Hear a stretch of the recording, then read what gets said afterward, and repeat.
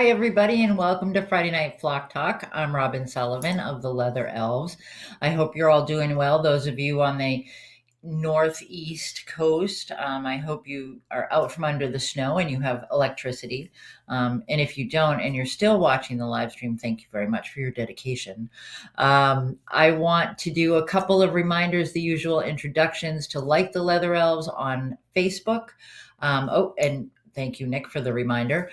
We are still taking registration for this 6-week course. It's 6 webinars about sensory enrichment. It'll last 6 weeks with one session each week. We are going to be starting next week. It says March 6th, but we're going to start next week. And it's $100 for all 6 sessions. So that's less than $20 per session. Hopefully I will, be seeing you guys there. You can follow us on Instagram. We are also working on the Rockstar Rescue Tour route. In the next couple of weeks, we will be introducing our tour rescues. It's going to be a long one this time. Yeah, I don't know where I am, Nick. It's in between, but we are probably going to be stopping at between 25 and 29 rescues. So if you'd like to support the Rockstar Tour, please visit the leatherelves.com, leatherelves.equid.com, and you can do so. That was a lot. And said with one breath, it was pretty impressive. So this week, I have a very special guest that I'd like to introduce you all to. My guest is Madeleine Franco. And I'm not sure if it's Madeleine or Madeleine. My phone's ringing. Life is just crazy. Hello and welcome. How are you? Hi, I'm good. Hi. I'm good. And you? I'm doing all right. I am going to read your bio if you don't mind. Um, Okay. so, is it Madeleine or Madeline? Well, if my mother were still alive, she'd say it's neither of those two, it's Madeleine. But, Madeleine. I've been called Madeline, I've been called Maddie, I've been called Matt. Nobody knows. I mean, I don't even know anymore. You know, I answer to all of them. That's fair. Okay, so I won't get in trouble either way. So Madeline is an award-winning business writer and presenter and founding president of the Southern Nevada Parrot Education Rescue and Rehoming Society. That's a mouthful. She is an avicultural hobbyist who tends a flock of approximately 30, is that right? Non-breeding, highly platonic, and interactive pet parrots. Madeline is the owner operator of Premium Pine Cones Limited, specializing in remedies, toys, and diversions for parrots that pluck but would like to kick the habit. You can check out her stuff at premiumpinecones.net. There's the QR code there on the bottom. So I have to ask, Premium Pine Cones, how did that start? I'm throwing you off. I didn't put this on what we were going to talk about, but how did that get Mhm. started? Well, I rescued a bird, and I was told that one of the things he liked was pine cones. And did he ever? I mean, he wanted multiple pine cones in his cage, and by the end of the day, he was through all of them. He had a plucking problem, which probably started when his pine cones were taken away, if I had to guess. But actually, the story is that there was this couple, young couple, who had him, but they had to rehome him because they became pregnant. And you know the story after that. But I gave him as many pine cones as he wanted, and then someone said to me, "Yeah, now you could probably sell these to other people who have birds that pluck." And primarily that is my clientele, but even birds that don't pluck enjoy them. Yeah. Because when you Yeah. think about it, a lot of these birds live in environments where there are pine trees, pine cones, and things to chew, you know. And better it should be a pine cone than your couch, you know. Absolutely. I am a firm believer in options versus woodwork. Hmm. I Hmm. like my old woodwork in the old house, and it's a matter of you got to replace that. And that's a whole nother session we can do sometime. Um, but tonight I wanted to talk about safety because people, I think, there's a lot of talk out there about, you know, whether it's right to have parrots in our lives, whether it is a good thing, a bad thing, whether it's fair to them or not. And one of the things that I think is coming out of this discussion is that they're not mammals, they're not dogs and cats. And so this makes a huge difference. And with safety and how we take care of them. So when you started with birds, was it a big, I mean, had you been a pet owner prior to that, or was it, I had I had a cat before this, and I started actually rescuing ducks. And I actually had ducks in my yard, and they had a space, and they made their nests in my yard, and I lived right near a river, and I had ducks. And did I ever have ducks? And we went through lots and lots and lots of feed, and it was what my kids grew up doing, and it was wonderful.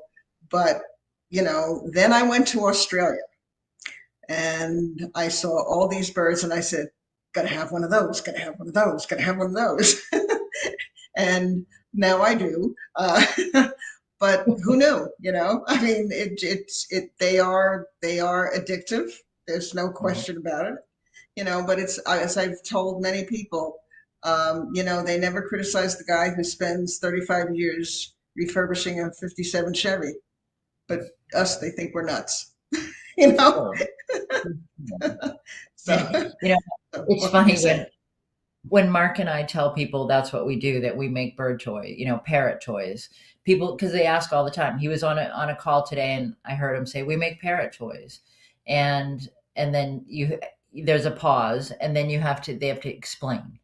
It's that. Well, I bet you never thought you'd hear that. And okay, well, what do they need? Why do they need that? Da, da, da. And it's a whole dialogue that happens. And when we talk about birds, a lot of times we leave off the safety piece. We do the education. They need this for food. They need enrichment. They need, a cage, a good cage. But we don't get into the safety side of things. Mhm. Um, so, Madeline, what does safe look like to you? If someone were to say, "I want this to be safe." Well, first of all, I think safety is something that creates an entire ecosystem where the birds can thrive, live, be happy, interact to the extent that they care to, not interact if they don't care to. I mean, I have birds that are very interactive. I have birds that say, don't want to do it. Not today. Mhm. Too soon. So, Yeah, yeah. I think you have to have the kind of mindset and state of relaxation with that sort of thing where you don't determine everything they're going to do, and they get to self-determine to some extent. And that, to me, Mhm. it represents an entire ecosystem, and safety is a very important part of that, where they feel, like I say to people who say we shouldn't have birds, we shouldn't have birds, my birds don't worry for a moment that they're going to be eaten. you know and for a wild bird, wild and free is so terrific. Well, that's the end game. you know, Alive Yeah. or not, being eaten is the end game. So, Mhm. and I think maybe the ones that are with us are smart enough to figure it out. They figure, I'm not staying in that jungle, you know. Well, and So, I think it's when you talk about choice, that's a big psychological issue. oh, We talk absolutely. about how horrible it is. There are a lot of people who are not proponents of bird ownership or sharing your life with birds. And it's there's a lack of choice that they aren't seeing. And those of us that are have been doing this for a while, or even those who are new, who have good education, know that choice and that feeling of safety. And you Hmm. know for a prey species, which our birds are, they're all, they're not predators unless you're a bug, I guess. Most of them. But and there are people who would disagree with that as well, that have the big bite marks and things, that they could be considered a predator. um, Hmm. but I think that safety piece, and that when you're talking about a whole, an ecosystem, I think that's something that needs to be considered. And it's what does that look like? I mean, is it different from your house to somebody else that has birds? Well, I have an aviary, and my aviary is it's a room that we built attached to the house. It has it's well secured. It has daylight. It has ventilation. It has, I collect air cleaners. I mean, that's part of the safety thing. Mhm. I have a place. They have their own dishwasher. I wash their bottles. I wash most of them are bottle trained. I wash their bottles. I wash their dishes. And when do I wash their dishes? Whenever they're dirty. And I have probably three sets of dishes because, whenever they're dirty, and they could all be dirty at once. But, and it's got a tile floor so that I don't have to be worried that they're going to chew linoleum, which I know someone who lost a bird because he chewed linoleum and ingested it. When you're in rescue, also, you become very hypersensitive to hazards because you Mhm. go to a person's home and you try to be objective and you find yourself saying almost because you've memorized it after saying it so long, no incense, no Teflon, no coated pans, and don't take a shower while you're cooking. Okay. And don't have a bird loose while you're cooking. And there's a lot of don'ts. And Mhm. that's a room for me where none of those don'ts would occur, you know. Um, and interestingly enough, I got cabinets and storage areas in that room. And before the installers had left the driveway, one of my birds, my cockatoo, my very favorite cockatoo, had taken a big chunk out of the cabinets. I wasn't so concerned about the cabinet itself, but it was composite wood. And I said, if he ingests that, I'm worried about his ingesting it as opposed to the cabinet being ruined. And it's just the way you become if you're sensitive to their needs. I had them replaced within 4 weeks. And that was only because it took them that long to build them. And now they're metal. I feel like putting a sign on them that said, bite me, you know. And it's a matter of yeah, Frank says he thought he was the only one with dishwasher in his bird room.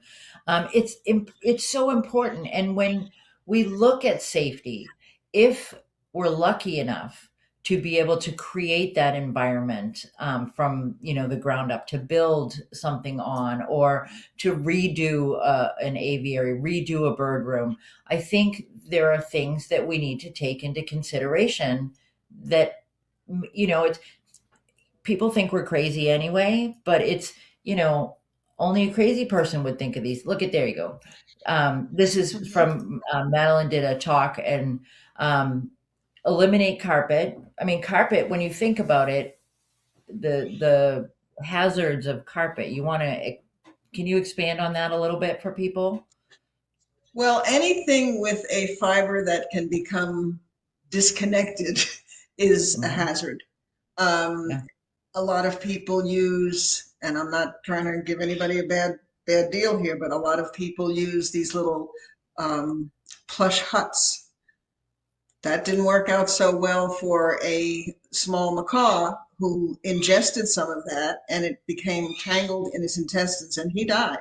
So you have to be very judicious about what you choose to have them have access to. And again, Mhm. as someone who is in rescue, I mean, I'm almost unbearable when I go, and I try to be gentle and I've actually turned down, and I know we're kind of wandering into other parts of what we want to say, but I've also turned down someone who had a mink. It was a vet. She got very angry. She said, "But I'm a vet." I said, "I don't care if you're Mother Teresa. I'm not putting a parrot in a house with a mink." And And someone that's the else had thing. a rat. No, you know, and Yeah. snakes. I mean, if you're going to have those kinds of animals, first of all, the mink, because of the musk, would have to have, and any of the musk animals, ferrets or any, they would have to have a separate room with separate ventilation, and Mhm. because if that sticky substance gets into their air sacs, they're done. You know, I mean, they'll just die a slow death. Mhm. A snake, they'll your bird could be gone in a heartbeat, and it's not there's not a second chance. Those things are not negotiable. So I've turned down people, and you pick up a little hate along the way, but oh, so what? It's about the birds, not about how much people love me. It's So. about, people say, well, I'm willing to take that risk. Well, that's not your risk to take. It's not your choice. There are guidelines that different rescues have. If you have this pet, you're not going to have a bird from us anyway, and Mhm. that's people have that right to choose. Well, okay, then, and if you choose to go and purchase somewhere, then again, that's a choice. But as far as the carpeting or and you mentioned the little huts, the fleece huts, um, you know, I've seen when you think about when you go to any of the big stores, they sell a ton of those. And it's a matter of people are willing to take that chance. I have been doing toys for a lot of years, and I've run into places in the zoo world. I had a curator of birds who would not use any toys that had chain. And I was like, wait a minute, you've Mhm. got, you were talking green wings, we're talking really, the big macaws. And she had a green wing that got hung up in a length of chain and died. And Mhm. and it's what your experience is, what your comfort level is. And Mhm. we want to give these animals the best life we possibly can.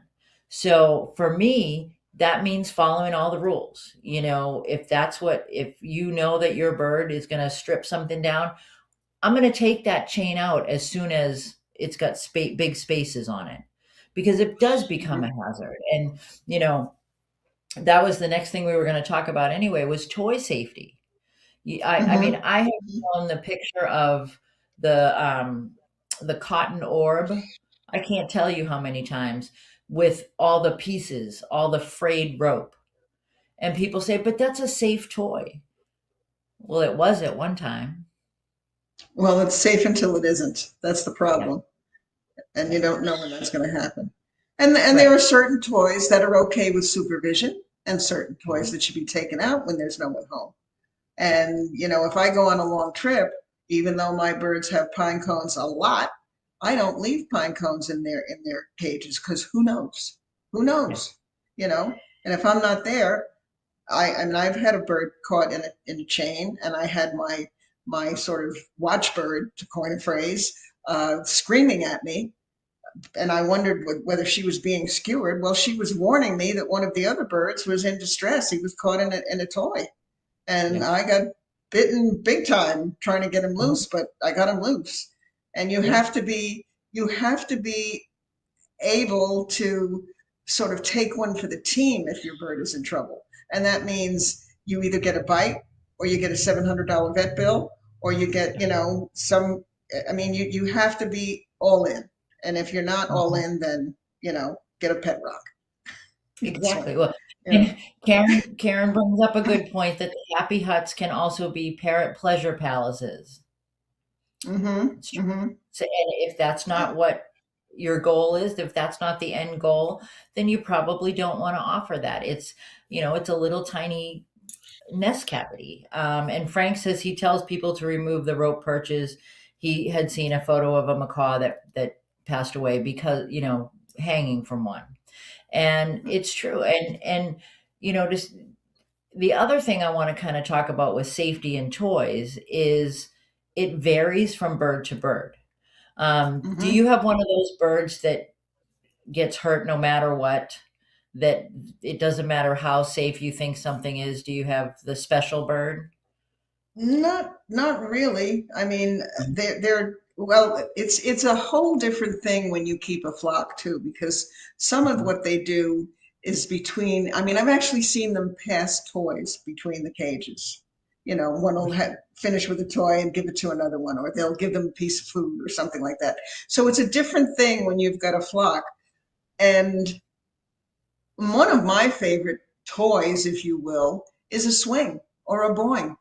And, Mhm. I buy them by the dozens, because when they're looking raggedy, they're gone. Okay. Right. Because, threads hanging, it's out of here. and you can Mhm. wash them in the machine, and you can get around and they shouldn't be poopy, and they shouldn't have things dangling from them. But that's one of my favorite go-to toys because it's good exercise and all of that.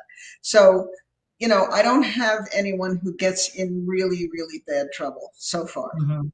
lately. Oh, knock on wood.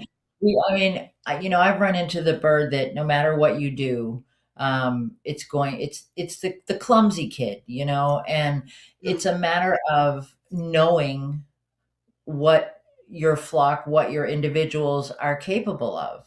I have people tell me, well, I only, give them this size toy. Well, I'm a big proponent of challenging your birds. That if you've got a small bird that wants to go after a macaw toy, by all means, that's what we're going to do. But you've got to make sure that it's safe, and you've got to make sure that it's maintained well. And like you said, one of the things that I think is really important that you brought up is supervised versus unsupervised. There are definitely toys that are not appropriate to be, when you're not there. Um, Nick says anything that resembles a koosh ball from the '90s is not good. I no. kind of agree with Mm-mm. him. No. And I have a thing about plastic. I don't use any plastic unless I'm talking about a soft bill, because I've seen too many necropsies Microplastic. with Hmm. plastic ingestion. You know, Hmm. but so you like the swings? Um, what about foraging stuff, Madeline? With the pine cones, do you offer Yeah, foraging? I sometimes put the smaller nuts, like I'll put almonds in between the bracts, or I'll put pistachios, which are a big hit at $8 a pound. You know, but you only Gross. use a few. And yeah, I mean that's and sometimes a peanut or something. Yeah, I've had Mhm. one woman who buys them and she slathers them with peanut butter between the bracts, which is pretty clever, I guess. By the Yeah. way, also primates, rats, and even dogs and cats like pine cones. It's Yeah. amazing. I mean, they just bat the cats and the dogs bat them around, of course, but the rats love to chew on them. And it's this is just to tell people if you have a rat and he's in a separate room, you might give him one of those pine cones. Yeah. So Right. it's just but that's a toy that I think needs to be supervised, or at least you need to be home and checking on where they're at. You know, I Mhm. mean, that's my opinion. And I think too, So if we were talking before we came on about safety with food. When people are feeding, fresh foods and raw food, um, it can't stay in the cage. I mean, flowers, okay, they're not wet, they're not sticky. If you put flowers in, how long would you leave a bowl with flowers in? hmm. Well, it depends. If you put them in water, that might Hmm. last a little longer. Just a shallow. You can use daylilies. You can use there, and you can use dandelion greens and things like that. They last Hmm. longer. But generally speaking, a couple of hours. And if they're not touching it in a couple of hours, I mean, they're not probably going to do much with it because it's what I've noticed is that, well, and I don't think this is a big bulletin, but when when a prey animal, such as a parrot, sees something different, it either has to be attacked, changed, or removed. Hmm. So I think that if they haven't done any of those things or eaten it, then that's they're probably not going to do much of anything. Right. I have never seen them. Well, I mean, if you put a bunch of dandelion greens in a canary cage, they are going to go nuts instantly. It's crazy, and they end up with little black beaks because the green turns black. Yeah. And I mean, they're just amazing. So Dandelions I are just pardon. Dandelions are great. I remember, so there's a story that Carrie Ellen told us one time about she was traveling with Jeannie Pattison, and Jeannie didn't have any dandelions on her property in Florida, and they were further north, and there were some dandelions on the other side of a fence. And there went Jeannie in her skirt because they were going somewhere to speak. There went Jeannie over the fence into the field picking dandelions. And everybody's like, "What do you do?" She goes, "The birds love these." And she's getting the dandelions. And so, you Hmm. know, dandelions are so easily accessible for most of us, Hmm. that why not do it? Um, Hmm. But but no weed killer can be on yeah, them, of course. yes. Well, Now to go back to that question of how long do I keep things in it, I think people who make chop, and a lot of people mhm, like chop, have to realize that when you cut things into small pieces, you change the surface area. And mhm, more surface area is more entry places for bacteria. So a chopped up food, I'd rather put things on a skewer, mhm. parboiled broccoli or carrots or corn. My birds love corn wheels. I mean, I slice them, and banana wheels. They will not eat a banana if you peel it. You have to cut it into a wheel and leave the peel on, which they hollow out totally. And it's really Mhm. funny because I go around and collect all the rings because I don't like fruit flies. But if you change the surface area of something, it decays rather rapidly. And that's Yeah, what chop does. It makes it more digestible for the bird, but it also makes it more digestible for bacteria. So people need to right. be conscious of that. And I think, So that I would take out within probably an hour. foodborne pathogens are one of my pet peeves. When things sit, and we were talking too about washing the water bowls, and you said, when they get dirty. Hmm. And I have people say, well, I do them, every couple of days. And if anybody has ever stuck their finger, and I hope they have, in the water bowl and felt that slime on the side, that's not okay. And that same kind of slime starts to get on your food, on the chop, on the food that's cut in pieces. Hmm. My other point about that, and this is not a safety issue, this is more of an enrichment issue, and a back to nature kind of issue. Nobody's cutting up food for our birds in the wild. Okay. We talk about, we want to mimic, their wildlife. We want them to be, as close to nature as they can possibly be. And nobody's cutting things into bite-sized pieces, and they work for their food. And I think, skewers are your friend.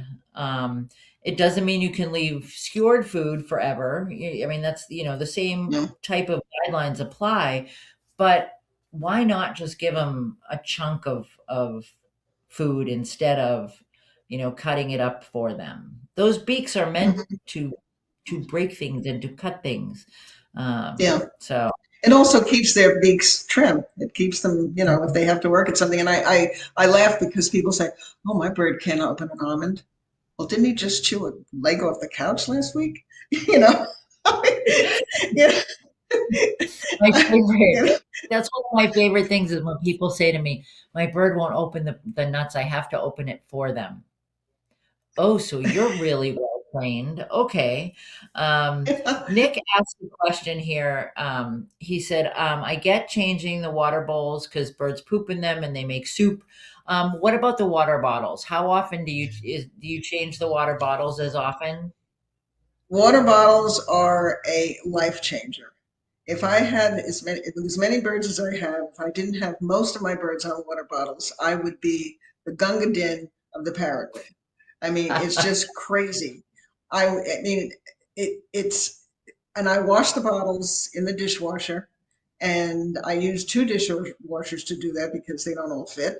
But when I was in the as a member of the Utah rescue group, we had a chemist who tested the water in the water bottles after 2 days, 3 days, 4 days. And essentially, the water is good for about 4 days. So that Wow. cuts down the work. And I Mhm. use cold water. And in the summertime, I use a trick for getting the water cold without running. In Las Vegas, the faucet runs hot as long as you can stand it, and even when you're doing the cold. Mhm. And what I do is I have some Arizona tea gallon jugs, and I fill them a third of the way with ice with water. Put them in the freezer. I have 5 freezers. I put them in the freezer, and I um, just pour the water in there, and I rotate with 3 or 4 bottles, and that's how I get my cold water in the evenings. And I change it in the Nice. evening, so at least all evening and through morning they'll have cool water. But Hmm. I love water bottles, and they do Yeah. really well. You can train a bird to use a bottle in no time flat, and you can Hmm. put the both the spout and the little rubber stopper and the bottle in the dishwasher, and they come out really good. Yeah. I also order the bottles by the case because you never know. And I have two No, birds and that if they get loose, it's going to be $80 worth of bottles ruined in about 10 minutes. So, because they love to take the clips off, but it's the price you pay. but I think the water bottles are great. Yeah. Frank says here, I'll never forget when he first got into birds, a vet told him to give the bird some apples, and he asked if he should peel them, and he said, "Does God peel them?" So yeah, that God, nobody's out there peeling them, and they might learn to peel them for each other, Frank, but I don't think there's nobody doing that kind of thing out there. So, um, Well, I have a cousin so who lives in California, and she has an avocado tree, and she has a mhm. squirrel that comes to the avocado tree, and he makes a bite in one of the avocados, but even though he softened that one up, he goes to the next one. So she decided one year, I'm just going to cut off the part that he bit, and I'm going to use that in my salad, you know. So she said, so yeah, they like to get to stuff. I mean, they don't want you to prepare it like that. No, So and I think that it's that because it does kind of replicate what they're hardwired to do. It's mhm. not there isn't anybody cutting up the fruit or the vegetables. There isn't anybody peeling things for them. And it's a matter of uh I've talked about this a million times, contra freeloading, right? That animals prefer to work for their food, and our birds Mhm. are not any different, and there's always somebody that says, "Oh no, my bird would starve to death if he had to work for his food." Mhm. Probably not. One caution I would like to add about foods. There are two things that people need to be aware of, particularly with parrots. Citrus you have to be careful of because of iron storage disease. Mhm. I give my birds citrus very infrequently. They won't eat it when it. I have to dry it exposed in the air for about six Mhm. or 7 hours because they don't like being sprayed with orange juice. Yeah. Go figure. And you also have to be careful with walnuts and pecans that they don't ingest a piece of the shell Mhm. because that can be a real problem. There have been Yeah. some birds that haven't done well with that either. So be careful of Mhm. your nuts. I mean, the ones who can crack it and crack it open neatly, that's not a problem. But the little guys, it's a whole different thing. Yeah. So you have to be real careful. Mhm. Sean asked a question here. If you how do you train an old rescue bird to use the bottle? Ah, that's easier than you think. Um, I put their water dish in the same spot, upside down. I put a little bit of water in it. When they go to get that, they will probably brush their head against the water bottle and then look up and then they'll get a drink. Or if that doesn't work, I put a little sprig of parsley on the end of the at the end of the spout. And of course, curiosity will have them go after that and you're home, you know. Yeah. And I've trained most birds in hours, if not longest, I think is 2 days, Mhm. so, but that seems to do the trick. And it absolutely changes things significantly. Yeah. You're Mhm. not dealing with, like Nick said, they poop in their bowls and that. So there's another pro tip is not if you are still using bowls, not to put a perch right over the bowl. I've seen that, and people are like, oh, he's such a mess. He makes such a mess. Well, yeah, I mean, if you put your toilet right under your dining room table, that might happen for you too. So, yeah, it's really about thinking things through and safety. There's a lot of common sense, don't you think, that goes with safety? Yeah, I have a bird that she loved to poop. Well, I give them bowls for baths. Mhm. She loved to poop in the bowl, and I made it so that her bowls that she would eat out of, or the perch that she would eat out of, the bowl that she would eat out of, she couldn't poop in that bowl because all she had room for was her head. And she's going to find the food. She's not going to Mhm. starve to death. And if she's not finding the food, use a glass bowl. I mean, she'll find it. And she did, and we solved that problem. There are also Mhm. hooded bowls, which come in handy for an incorrigible pooper. Those come in handy. Um, Try those. And I've got an African gray. She's been on a hooded bowl now for a couple of years, and we haven't had a problem. Yeah. So, So yeah. Michelle has a question. Michelle's got Shadow, and Shadow's a cockatoo, and it's how do you train the clown that likes to use the water bottle as a toy and drain the water out? I don't know that you do, but you can use a catch basin. There you go. And some of my catch basins, I do have some. They have what do you call it? The wood shavings in them, and I Mhm. use wood shavings. But be very diligent about emptying those because fruit flies love those as an environment to lay their eggs, and Mhm. you have to be very very vigilant. But that could I don't know that you will train them, and the only other thing I can think of is to bathe him more often with a spray bottle, and maybe he won't need to bathe in this water and out of the spout.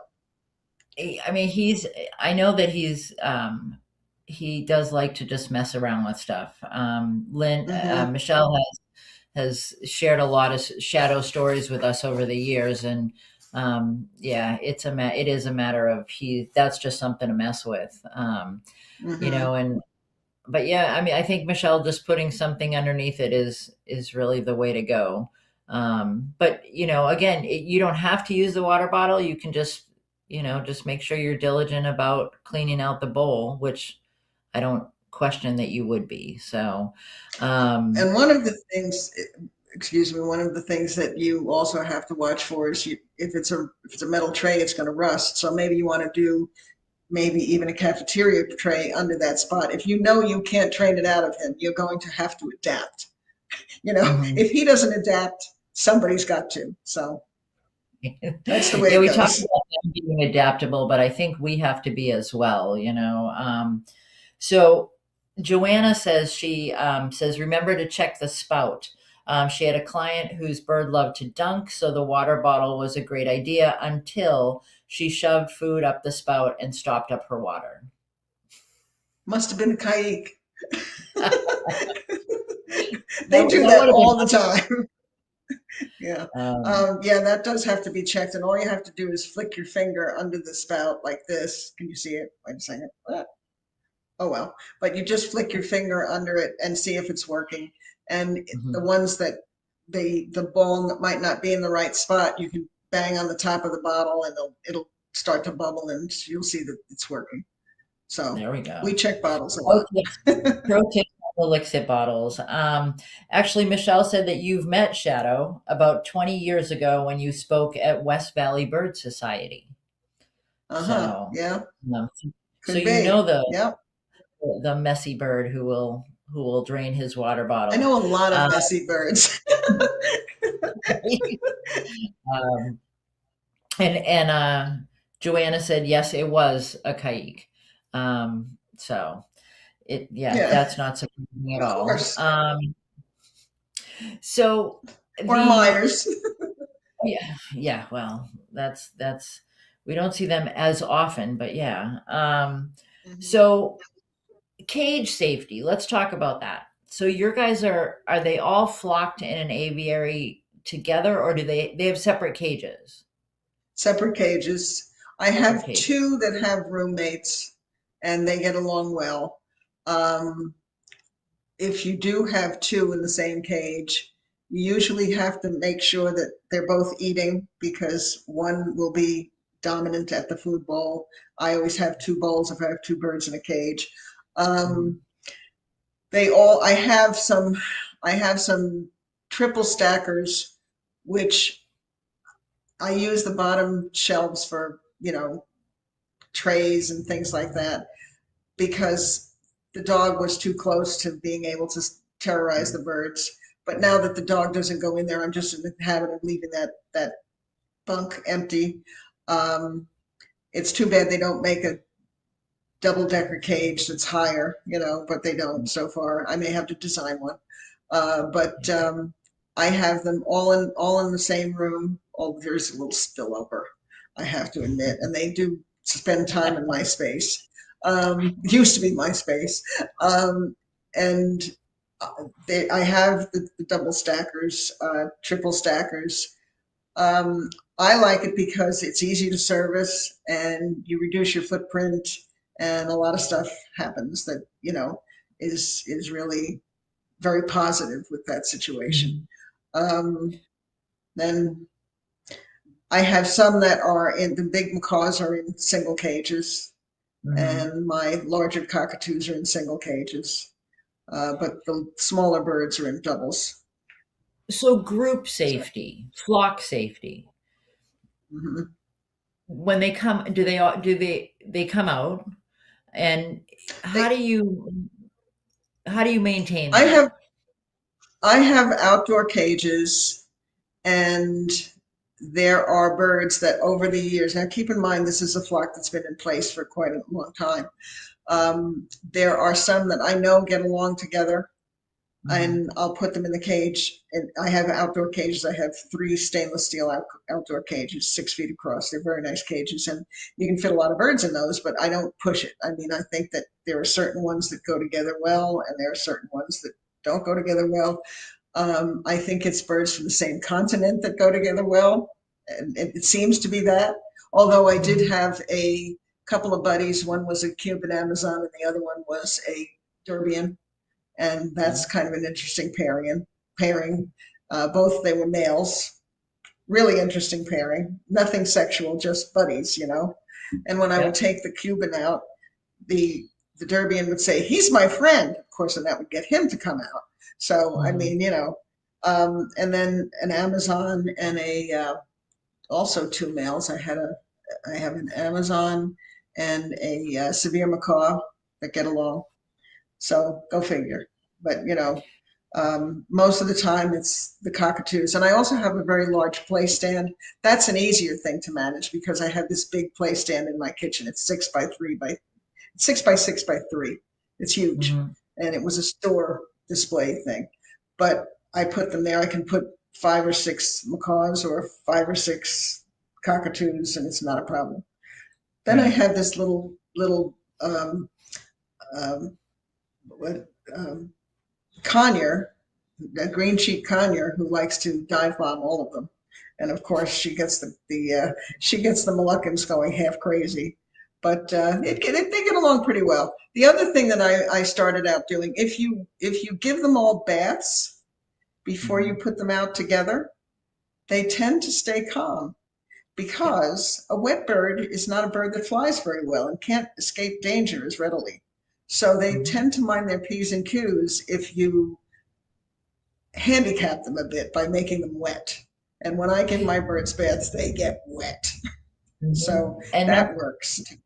I mean, that's a great pro tip as far as just some behavior modification that isn't hands on. It doesn't require you to intervene in any way other than giving them the bath or the shower or whatever. Um, because you're right. I mean, a wet bird is not going to start stuff because it can't really finish anything, and b it can't retreat if it has to. And Mm-hmm. that's bird common sense in the bird world. I'm not you don't when it's raining out, you're not going to see a lot of birds flying all over the place because it's No, raining. They're in one spot. And and they it's become great if heavier. they They do. become They heavier. And I never, ever, ever have used water as a punishment. I know people do, but I don't use use it what? as a punishment. They use water as a punishment. Oh, They no. will put and I'm like, no. no, Yeah. because that does a couple of things. First of all, they love water, and you don't want to make Mhm. them hate it because it's a form of recreation, and you can use the water for slowing them down in a very peaceful manner, and Mhm. that's why I've never used it as a punishment. No, That's crazy. no. The So, spray bottle should never be a deterrent, because you mm-mm, don't want to set yourself up to fail when it is time to give an animal a bath. You don't want them to mm-hmm, associate that with a negative consequence. right. Yeah, no, Mm-hmm. that's really important. Um, do your guys have access to come and go on their? Can they go into their cages and come out on their own? I usually take them to the big play stand, and it's really interesting.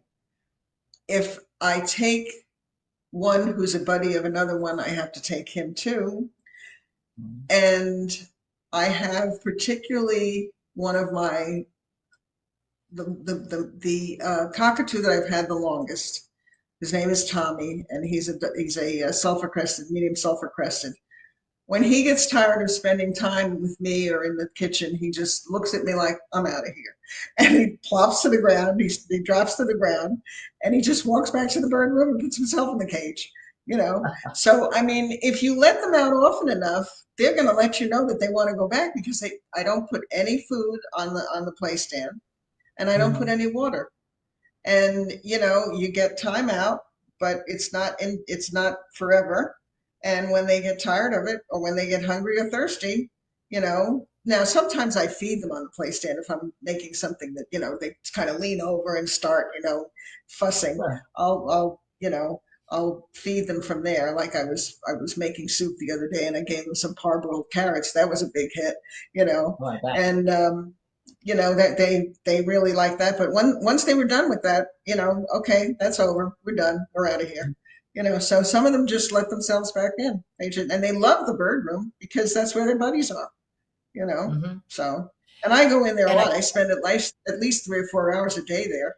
You know, so. and I think it's about choice again, if you've got birds that will, flock together, that will behave, Hmm. for lack of a better term, and they can make that choice, you've now added another choice to their repertoire. So it's not, Hmm. I've talked for years about how having birds in human care, we do remove a lot of the choices. What are we going to eat? Where are we going to roost? Who are we going to roost with? Am I going to eat? Am I going to be E10? There are all these things that come up in a day-to-day Hmm. routine for a bird in the wild that we have removed, and not in a bad way. We've made life easier, but we've got to Hmm. replace some of those choices. And I think, like you say, if they choose to go back in, they can come and go. And that's okay. Um, what about, we talked a little bit about certain animals that are, a no go as far as having them together with birds. You mentioned a dog. What about accessibility as far as that's concerned? I have a Doberman, and she knows that her job is to make sure that the birds are safe. She was taught that when she was a puppy. Mhm. She will actually let a bird land on her, and she'll give me the look like I could use a little help here, you know. And she knows I love you dearly, Dirt, but you better not mess with my birds. Um, I have found that in my own experience, I've always had Dobermans. In my own experience, and also the experience of a lot of others, that a larger dog is easier to train in that regard than a smaller dog. And I don't know Mhm. why, but maybe it's the flight thing and they feel that the bird's a predator or whatever. I mean, my dog just looks at the bird, one of the birds flying around, and says, "Okay, where's he going next?" Mhm. Um, but there's if she goes into the bird room, she comes out very, very rapidly because all hell breaks loose because she hasn't been there in a long time. And she only goes there once in a while to check and see what's going on and if anybody's in trouble. but she can't camp there. They make it perfectly clear this is not a campground for the bird, for the dog. And, she kind of, in fact, she also, if they're acting up like before I feed them breakfast in the morning, she goes back to her kennel, which is in my bedroom, and like, I'll see you later. I'm not into this at all, you know. So she's pretty, it's her coping mechanisms, but she's not at all aggressive, not at all. And Okay. that's something you have to work at. That doesn't occur Mhm. naturally, especially if you've got something like a Labrador or something like that. You know. Yeah. In animals that have other species that have a high prey drive, I think Hmm. that obviously requires a lot more work. It's not Yeah. impossible. I it's but it does require a lot of work. Yeah. No sight And hounds. know what? No sight hounds. Yeah, No sight hounds. absolutely not. Um, Yeah. but as far so Yeah, Nick said supervision, supervision, supervision. I mean, Nick, Hmm. I know has both big and little dogs, and birds, and it does. I mean, and again, I think we keep coming back. We're talking through these things, but we keep coming back to common sense, Hmm. and just not just assuming, because again, it's not a cat it's not a mammal, it's a different ball game. And I think it takes that common sense. And I always tell people, when it comes to safety, play worst case scenario in your head. What's the worst thing that could happen? And it might. So how do I set up the environment? How do I make it so that that's not going to happen? It's that it's not baby proofing, because that's, yeah, make it smarter, not harder. And I think Yeah. that's so important. Um, and you And mentioned we talk about. Oh, I'm sorry. Go ahead. no, you Yeah. go ahead. We talk about adapting. Okay. When I say there, make it fun. Well, in their bird room, they got to do what they got to do. And people have said to me, I have people who come here and they want, they're doing the work on, checking the attic. I have, rodent protection. Okay, check. Can I see your birds? No. Why not? Excuse me? Because my birds are my birds and it's not for show. But the other thing is, when I go into the bird room and they know I'm coming to feed them, there's a lot of commotion. It's like, who's first? And I try to rotate who's going to be first so that they're, oh boy, I'm dead last again. But there's a lot of ruckus. So I'm Hmm. not going to tell them to be quiet. This is their room. They make the Yeah. rules, unless I make the rules. So, so what do I wear? I wear protection, ear protection, like you wear at the drive at the range. I wear Yeah. that because I don't want to be yelling at them. Be quiet, do this, do that, to the other. No, this is your room. If you want to go crazy, go crazy. I'm not going to hear it. So you have to adapt and let them have fun in their space. And if Hmm. you can't do that, again, get a pet rock. And I think it is their space. I think it's a matter of, and that a lot of behavioral stuff gets hung up in that, is that people do the reach into the cage.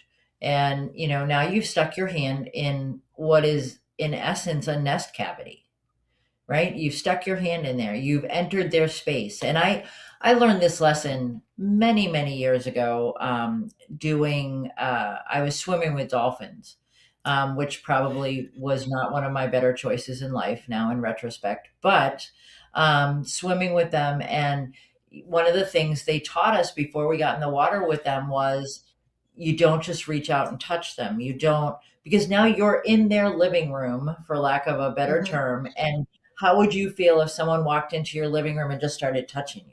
I mean, well, it depends, I Hmm. guess. But we do that to birds all the time because we can. People do that, not we, but people do that to birds all the time. Um, and it's a matter. It's safety comes with respect as well. You want them to be safe. You want them to live their best lives in your home. So there's got to be that level of respect. Hmm. And it sounds like Hmm. you do that really well. Um, Well, and again, from my background in rescue, well, I stuck my hand in his cage and he bit me. Why did he do that? I said, you ever see King Kong? The hand coming through the window? It's that scary. mhm. You know, Yeah. I mean, you just have to, it's scary. What is Mhm, this? I've been working with a bird for 6 months. He's afraid of hands. Why is he afraid of hands? Because he was in a fire. And the woman who owned this bird tried to grab his mate, couldn't. She died, grabbed him very unceremoniously, and he's been scared to death ever since of somebody touching his feet. But he's yeah, alive, so we're working on that, you know. yeah.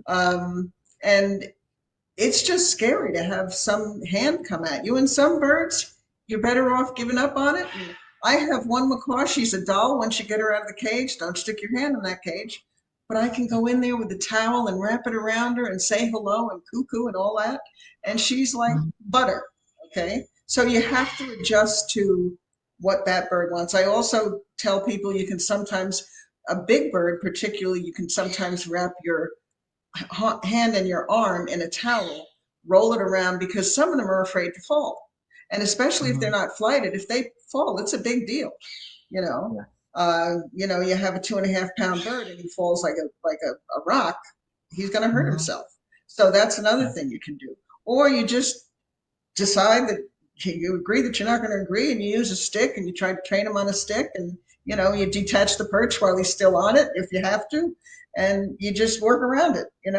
So adaptability is very, very, very it crucial, is, and that's part of and it all.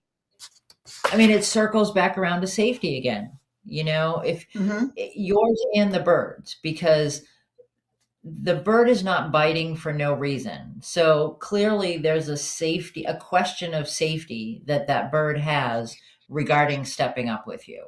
Is hmm it hmm is it because there's been a bad experience? Is it because, I mean, I don't know about you, not that we're getting older, Madeline, but as some people get older, your skin gets a little bit looser, right? hmm And so now hmm you get a bird on your arm, a bird that in the past would have stayed there on your nice taut forearm, and now maybe it moves around a little bit more than it did before. hmm I used to work with raptors, and that's one of the things that was, a lot of old school trainers did was do a wrist flick, and that'll get the bird to step where it needs to be. And you see people do it with parrots as well. Oh, just flick your wrist a little bit and he'll go where he's supposed to go. Well, can you imagine if the surface that you were on kept moving and that's why you had to adjust where you stood? And then it becomes a safety issue. Am I going to fall to the ground? Well, where's the trust in that? Yeah, that's 7 on the Richter scale as far as a bird is Yeah. concerned. When you just and some people think if he misbehaves, just drop him. What? That's like what? Yeah. Oh, no, you don't just drop them. Um, I think we wanted to talk about people too. we did. And We definitely yeah, did. yeah. Do we have enough time? Well, we're at 8 o'clock. Hmm. Let's Oh, there's so much more to talk about. Yeah, Can I have you back again? sure. Hmm. Right. Yeah. Let's do that, just because I know people kind of sometimes allot the time that they're gonna hang out with us on Fridays. And the other thing we wanted to talk about was cleaning and cleanliness. Um, Hmm. but there is a lot that goes with this. So if I just wanted, we put up here Nick put up here your website, premiumpinecones.net. And Hmm. then pesky fruit flies. Is it what are you going to tell us what the ultimate weapon is? The ultimate weapon is a trap that you can make very easily. It takes about 5 minutes. You get a yellow piece of paper, you make it into a cone, you tape it, you get a jar, preferably a chunky one. You put some good, good wine vinegar in the, or apple cider vinegar is probably better, in the bottom of the jar. You put a couple of drops of dishwashing liquid, then you add some water. You tape this cone so that they can't get through the cracks. You put it in the area where you've seen them, and they come like, you know, the Pied Pipers. Totally. I mean, it's just, Nice. they go crazy. Yeah, and it All right. works.